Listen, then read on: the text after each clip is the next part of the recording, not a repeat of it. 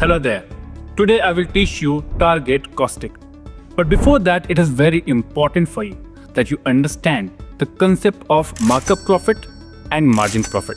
So if you don't, I have made a different video for that you can find in the description box. Let's come back to the topic. Target costing.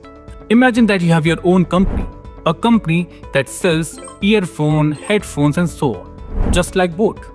So now you have a new product that you want to launch, and as per the budget, the cost per unit for that product is 1000. And on that you want to earn a profit 20% markup. That makes the selling price to be 1200 rupees. But with that price, if you will launch, it will fail miserably. Why?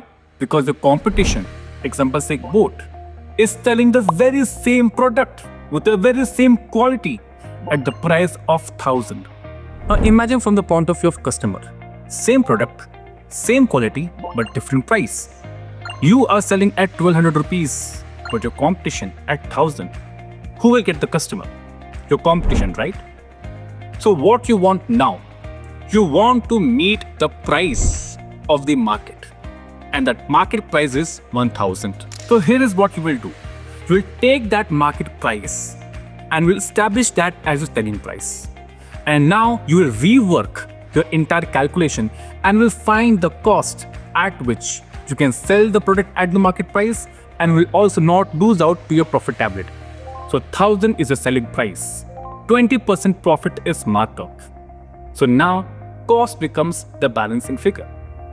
If you will solve this equation, you will find that the cost that you have to target for to achieve the selling price and also not lose on your profitability will be approximately 833. So your original budgeted cost was 1000, but now the cost that you're targeting for is 833 approximately. The difference between the two, which is 167, will be said to be your target cost gap, because this is the gap you have to fulfill from 1000 to 833. So now if you will bring your product cost at 833, on which you can charge a 20% profit markup, then automatically you will have a selling price of 1000 rupees, which is an accepted market price.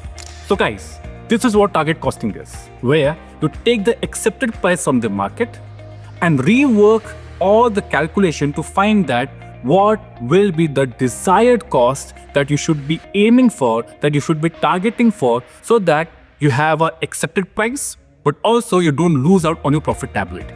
If you like the video, then please like us, subscribe us and comment down.